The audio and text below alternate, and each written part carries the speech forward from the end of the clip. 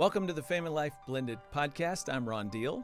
We help blended families and those who love them pursue the relationships that matter most. Okay, you know that Family Life and our division, Family Life Blended, which includes this podcast, by the way, you know that we're a donor-supported ministry. But did you know that this month, for a gift of any amount, we'll send you a copy of our new premium resource, the Smart Step Family. That's right, a gift of any amount.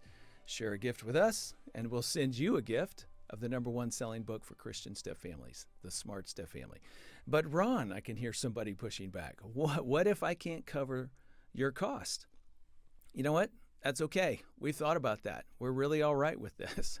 We're trusting that someone else maybe will pitch in a little extra and cover the costs for other people. It's okay. We're not worried about it. We just want to get the book into your hands. And if you already have a copy of the Smart Step Family, it's okay. We'll send you one and you can give it to somebody else. And by the way, my free 8-session video series with Right Now Media based on that book is also available. And again, if you didn't know, yes, it is free. It's the most watched series in the world, and groups will be starting up in the fall. You can find a group, by the way, on our website. We've got a searchable map where you can look and see if there's one near you, or you can list your group for free if you haven't done so yet. Or maybe the Lord is calling you to start a group in your corner of the world. We'd love to help you with that. Just reach out. The link to the map, all of that is in the show notes. If you want to learn more about that video series, it's all there. So check it out soon. If you have questions, you can always email us, blended@familylife.com. Well, the world fell in love with Devon and Asha Still in 2014 as they watched that former NFL football player and now blended family couple battle alongside his daughter, Leah, to beat a stage 4 cancer diagnosis. Well, since then, Devon and Asha have built a strong and loyal community on social media with their podcast, Relationships. I had the pleasure of being on their podcast not long ago, and now I'm thrilled to have them on Family Life Blended. Welcome to the two of you. Thanks for being with me today. Thank you. Thanks for having us. Man, guys, I really got to start here. Tell us, how is Leah doing? She's doing really great. She's been cancer-free for 8 years. Wow. In March, we're going to be celebrating 9 years. So she's doing really well, just enjoying being a child and not have to worry about back and forth visits to the hospital. Mm-hmm. Wow, cancer-free for 8 years. Yep. Man, that is glorious. I'm glad to hear that. It sounds like she's just doing great. How old is she now? 13. 13. Yep. So you are in the throes of the teenage. It's an interesting time. Yes, it is. Yes, it is. Welcome to adolescence. Here we go. Oh, yeah. Well, thanks for being with me today. Let's dive in. During my interview for your podcast, Real Relationships, you guys said that the blended family dynamic has been one of your biggest challenges, I think, is the way you put it, in your marriage. Tell us, what did that look like for you guys? So I think going into our blended family, it was kind of a whirlwind because we were just coming off of Leah going into remission when we got married. And so it was a lot of mixed emotions. We were on a high because we were happy and excited that, we were able to weather that storm and get through it. And we were at that light at the end of the tunnel. But then now we're forming a family and we're trying to, get through the struggles that we had, but also understand what that looks like to be a blended family. So I think that's really when our challenges start to surface in a sense, and we started to try to navigate what that looks like. Yeah, I agree. I think something that you said that really stuck out in our episode was after the marriage, everything changes. And that's exactly what happened. During the dating phase, I wouldn't say it was easy because we were dealing with a lot of trauma and a lot of challenges from Leah's battle with cancer in the other household. But it was definitely way easier before we got married. And then when Leah actually moved with us full time, and that's when the challenges really started to arise. Yeah, there's a big word there, full time. And I think for a lot of people, dating is sort of part time. It's sort of a build up, and you're spending time together, but it's not full time. And the other way we like to say it around here is it's not real until it's real. Right. And your podcast, Real Relationships, right? That's what a lot of blended families experience is, wow, it got real and it got real fast. And that realness brought something with it that we didn't anticipate, we didn't see coming. Did you feel like, wow, where did this come from? Blindsided, any of that? Absolutely. Yeah. Absolutely. We had not even just as far as blended family, we had no idea what to expect from marriage, period, because we both came from broken homes. So it wasn't, we didn't get to see what a healthy and long-lasting marriage looks like. What was the role of a husband? What was the role of a spouse? So we just started to experiment, because wherever there's ignorance, there's experimentation. And we was experiment with something that's so precious and so serious when it comes to marriage, that we were trying to figure that out while also trying to figure out what does having a healthy and successful blended family look like, and trying to do those two things together. Yes. With a lack of resources and a lack of community that we could reach out to for support was definitely hard. Asha, a lot of people, when they find themselves in that little space where they're going, I have all kinds of questions and no answers, get discouraged, sometimes start rethinking whether or not this was a good idea.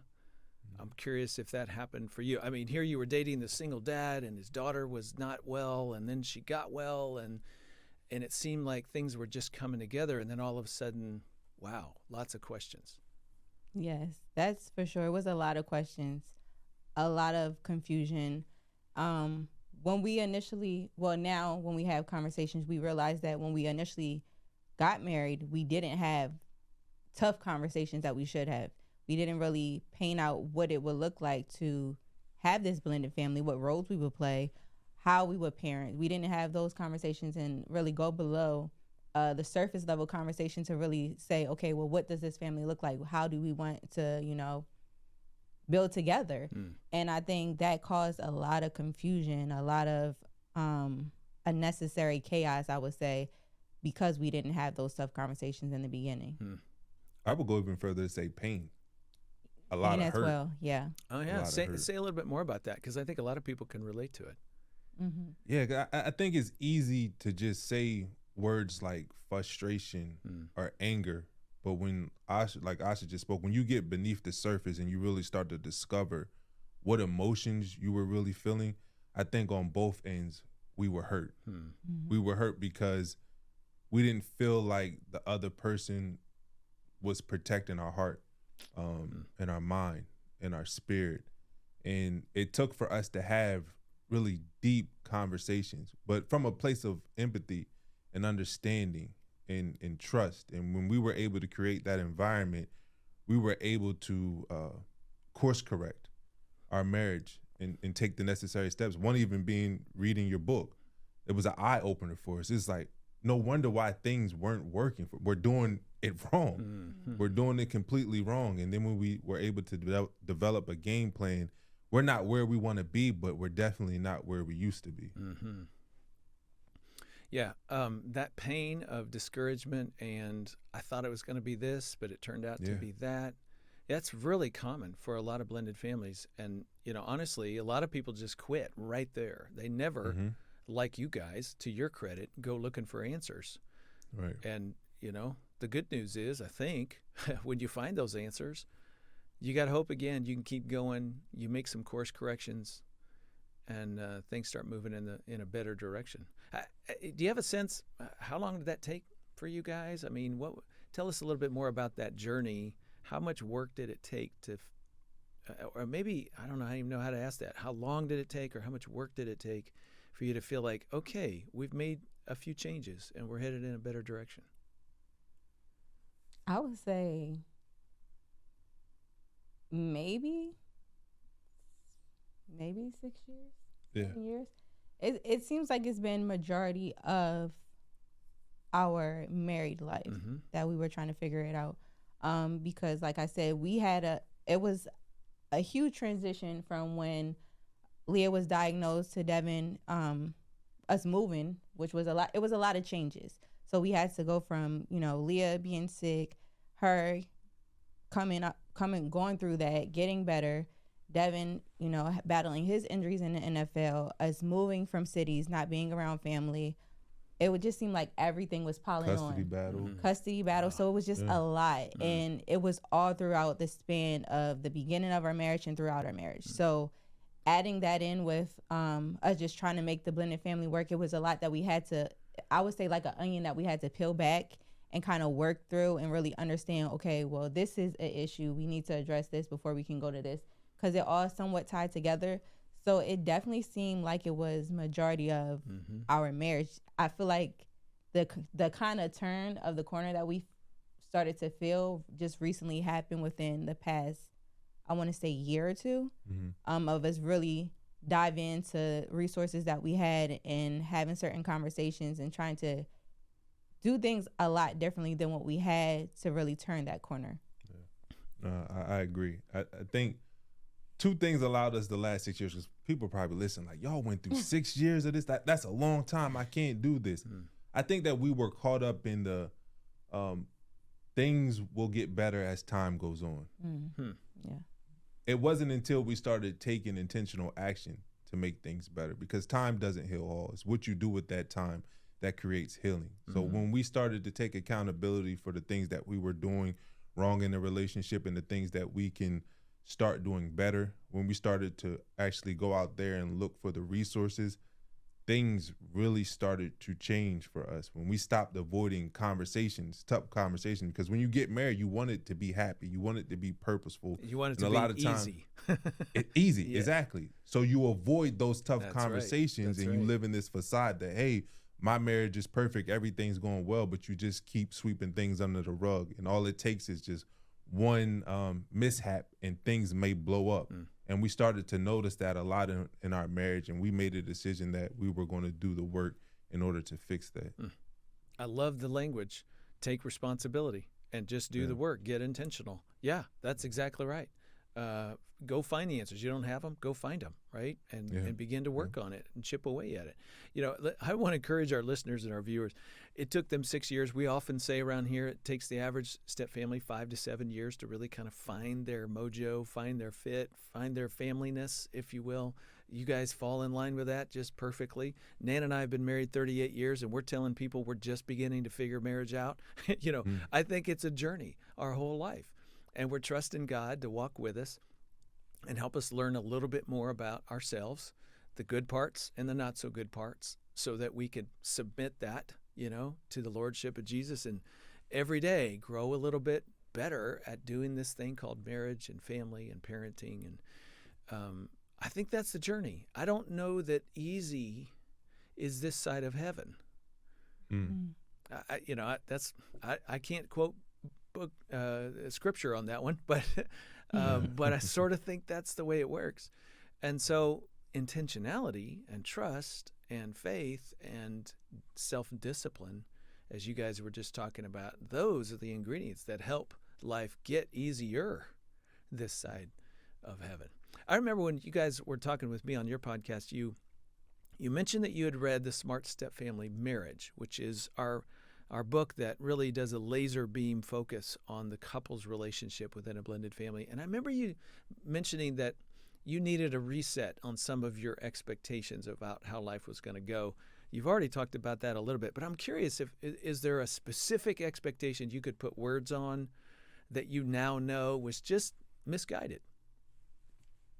I think discipline. And you talked about the term of passing power. I didn't understand the importance of passing power when it came to Asha being an authority figure in Leah's life. We didn't understand the importance of trying to build up that friendship between them first.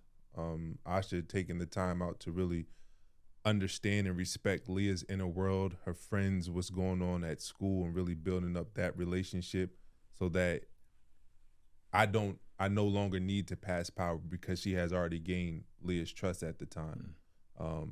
So I feel like where I misstepped a lot of the times is I didn't step up when I should have. and like I said, pass the power. Another thing that I feel like really helped open up my eyes, or where we went wrong, even in the beginning, when I think about it now that we sit on this podcast, is, you know, we hear often in the Bible about the importance of turning the other cheek.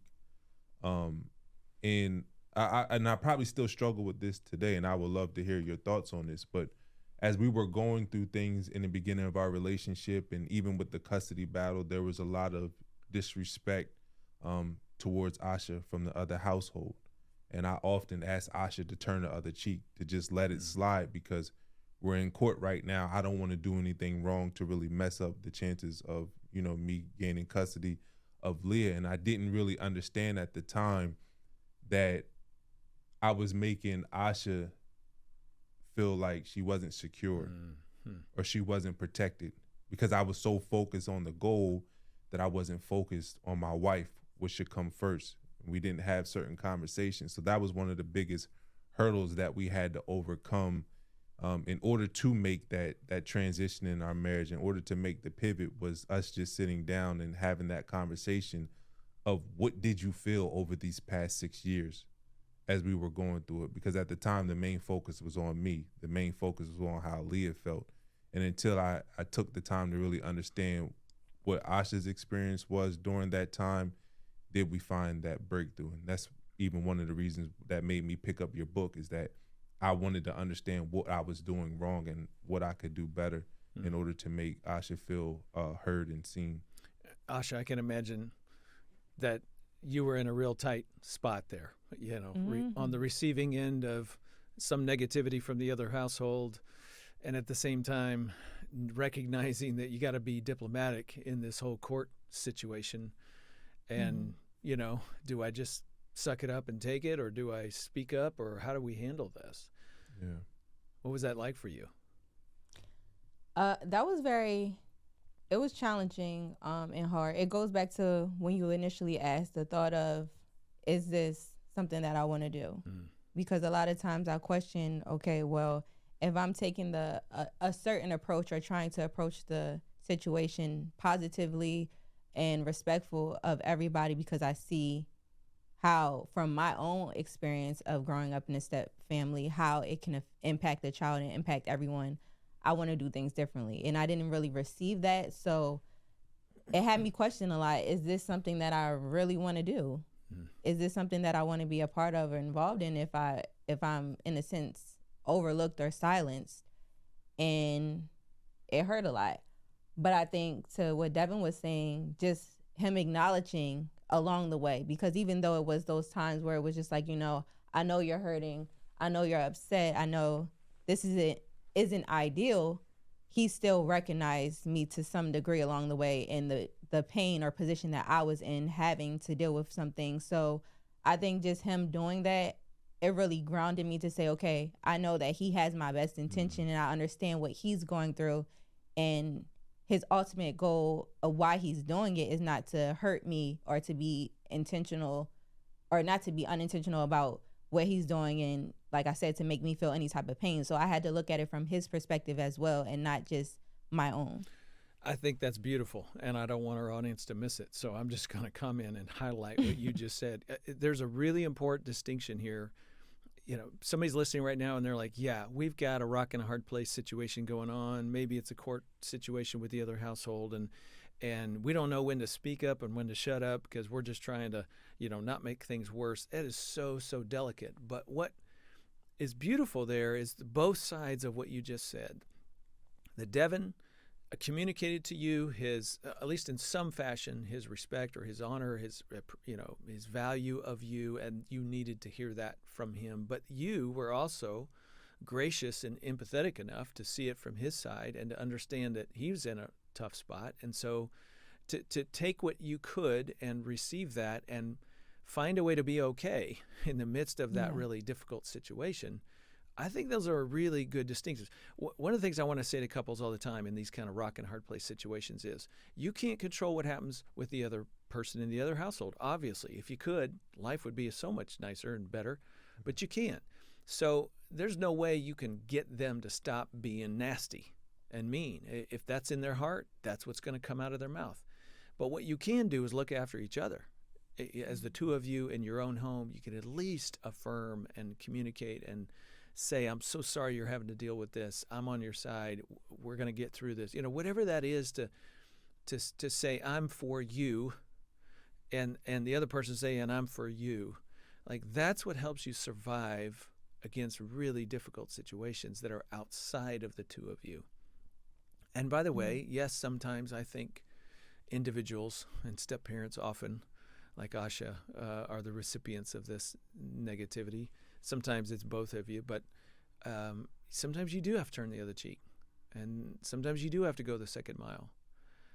And by the way, those passages in Matthew 5 are not suggesting that we just let people beat us up and beat us up again. It's actually Jesus is saying to people, look, this is how you show that my people who follow me, don't just do what everybody expects them to do. If somebody slaps you on the cheek, what they expect you to do is fight back. What they expect you to do is repay evil with evil. And my people don't do that. They find ways of showing that there's a different way to respond to anger and hurt. And they find other ways of saying, nope, I'm not like you. I love differently. That's the point of turning the other cheek. You're still in a power position, but you're just not retaliating the way they might expect you to. Mm-hmm. So I don't know if the other household ever picked up on that message from you guys, but I'd like to think that maybe just maybe they saw a little of that in how you carried yourself. And certainly God saw it if nobody else did. So I commend you for that. Man, Asha, you referenced there, you grew up in a blended family. Yes. Did that set any expectations for you of your role, what it was going to be like, and how your husband was going to treat you, and how your stepdaughter was going to respond to you? Absolutely. I think I was a little naive in the beginning to think I had it figured out, just because in my experience of a blended family, it wasn't great. So I was going into our blended family realizing what happened to me in my situation and trying to correct the wrongs that I experienced from my stepfamily. And I think in doing that, I didn't prepare myself for saying, okay, well, the dynamic is completely different. The things that you're up against will be different. And not only that, which it's completely different individuals. So there's no way to predict how things are going to go. It could give me some guidance in a sense, it did, but to think that I had it all figured out, I think that was my biggest mistake, because I didn't have it figured out. And in doing that, I kind of set myself up or put myself in a bad position by having those expectations. Yeah. But perfectly natural that you would do that. I mean, I mean, why would you not assume that at least be similar, or that it would at least inform your journey in your family? I think that's a really common thing for people to do. How did you get to the point? See, this is the hard part. How did you get to the point where you were willing to say, you know what, I think I was wrong about this? I think through the experiences that we had, I want to say when I went in doing things a certain way, for example, growing up in my family, my dad and my stepmom wasn't very intentional about having certain conversations with us or understanding and explaining what the blended family looks like. If there was a disagreement or anything, we never really addressed it, and it was always tension. And so I didn't want that to be the case. When I went into our relationship, I always was open. I always explained to both Devon and Leah my experience and wanting to create something differently, because I understood what it would be like for Leah as that little girl, feeling like confusion and lost and not feeling that love from everyone in your household. And so I think from our experience of doing that and me really trying to be the difference that I didn't have and not really receiving what I expected of it, I was like, okay, well, this isn't what I expected. I thought this was going to be completely different, because I'm approaching this from a place of love and understanding. So how could this be? How could this not go the way that I'm expecting? But I had to realize, like I said, that it's different individuals, and I can't predict how someone else receives love or perceives me being there or showing up. And I think once I realized, okay, this conversation that I had, at some point it may make a difference, but right now it's not, and I have to kind of tweak the way I go and approach the situation. That's when I really started to realize, like, okay, let's take a different approach. Man, I just cannot affirm enough how important that little moment was for you and anybody who's listening right now. Because I mean, I'm a pretty opinionated person. I know that about myself. I have ideas, and I think they're right. And so, like me. To get to that point where you say, you know, Ron, you're wrong. You got to find another way of looking at this and experiencing this is so helpful. Now I have all new options. Now there's new solutions. Now there's new opportunities that didn't exist before. But getting to that is sometimes really difficult for some people. They're just a little stubborn. And so good for you.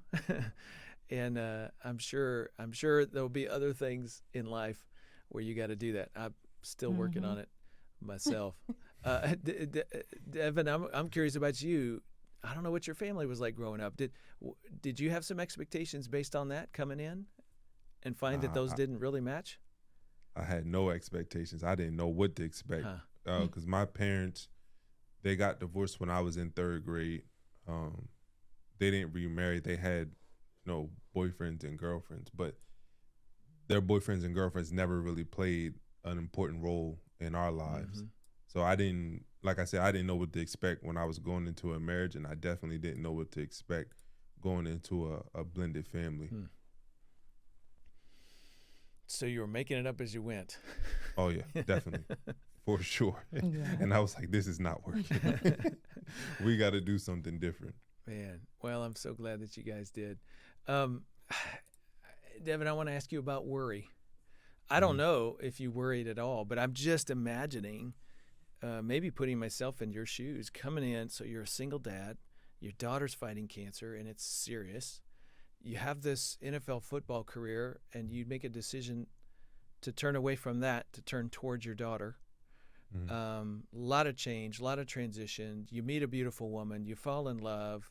You really don't know what to expect about this whole family thing, but you want to give it a go, right? You have to be worried about your daughter. You had to be mindful of your wife. You had to be thinking about your daughter's biological mother, who's, how does she feeling about all this stuff going on with her daughter?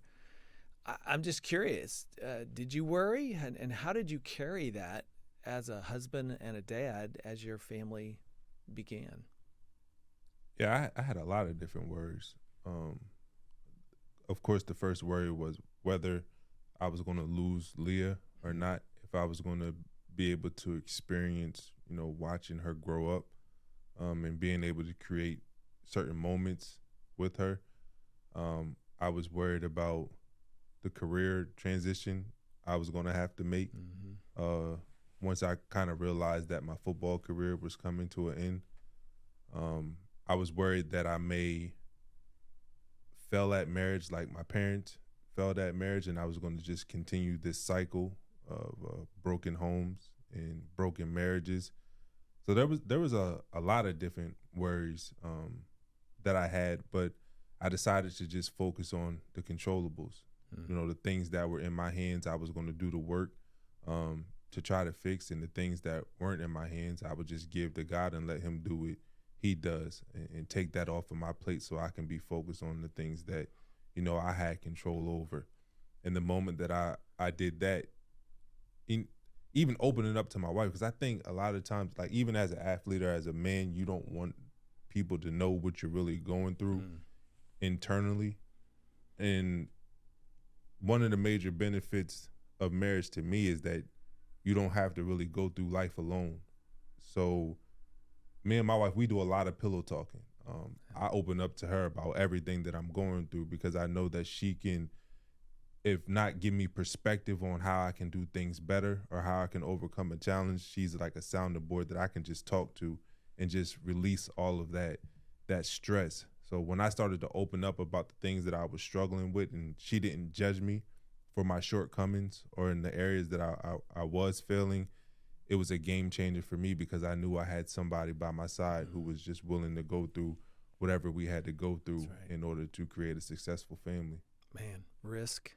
You took risk, and what you discovered is that it was a safe relationship, and that just deepens your trust and love for one another even more. Oh yeah.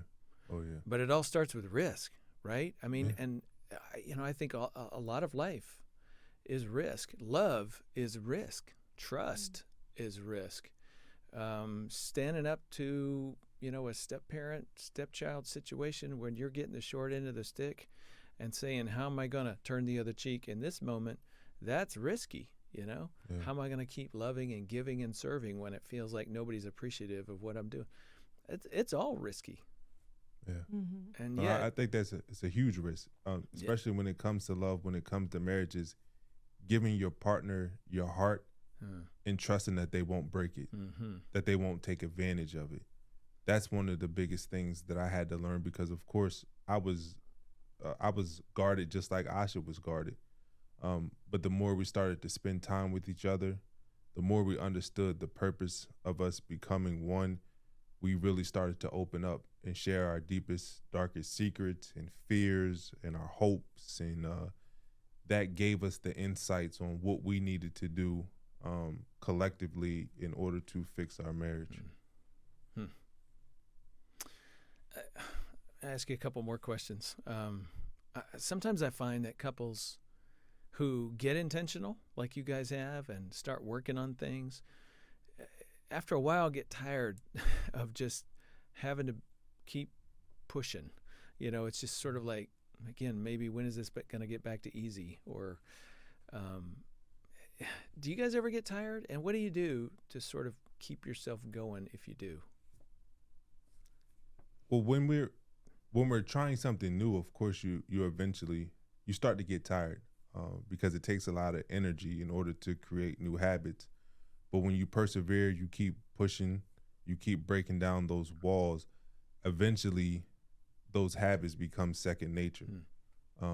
So I don't really get tired of, the things that we started implementing a few years ago. But when there's changes that we're making right now, it takes a lot more energy. It's a little bit more exhausting, but understanding that we'll soon turn that corner and we'll create those habits where it doesn't take a lot of energy for us to sit down and connect. It doesn't take a lot of energy for us to have tough conversations because we know how to properly communicate. So right now I'm energized. I'm not tired by anything that's in our relationship, but that wasn't always the case. For a couple of years, it took a lot of energy, a lot of mental focus in order to reach this point.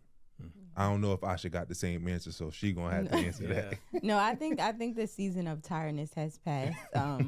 I think for us now, just having a clearer vision of what we want for our future and a better understanding has alleviated that, because in the beginning we didn't, and everything was cloudy. So being able to say, you know what, this is the goal we're working toward, this is the type of family that we want to have, this is the love that we want to exhibit, we're clear on that. So it's not as tiring to say, okay, how do I get there? Because we know how to get there.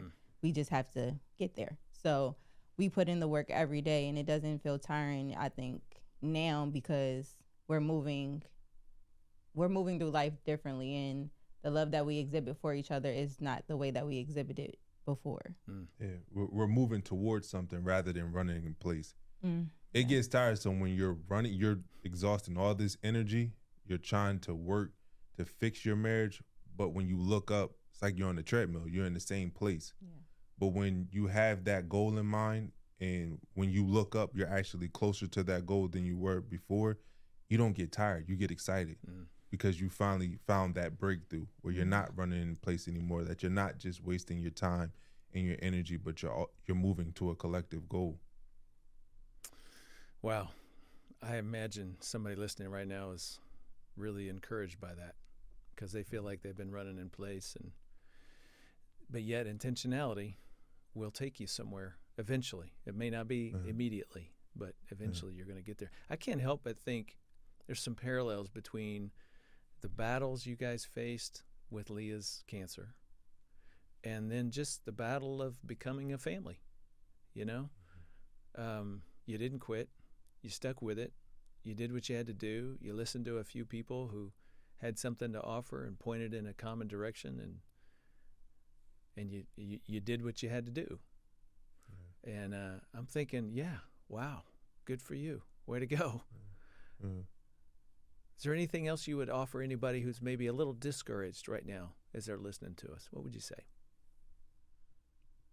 I would say for anybody listening or watching right now who is having a difficult time in their marriage, who feels like marriage is hard, understand that things and people are only difficult when you don't understand how they work. The moment you become a student of your partner, the moment you become a student of marriage and truly understand what marriage is, the way that God intended it to be, things get a lot easier. The moment that me and Asha was intentional about becoming a student of each other, the moment we understood why God created marriage, it was a game changer for us. And things have constantly gotten better, have constantly gotten easier, but it took effort in the beginning. It took a commitment. And if you are able to do the same thing, then you can have the same results that we have right now. Guys, thanks for being with me today. I sure appreciate you joining us and sharing with our audience. Thank you. Thanks for having us.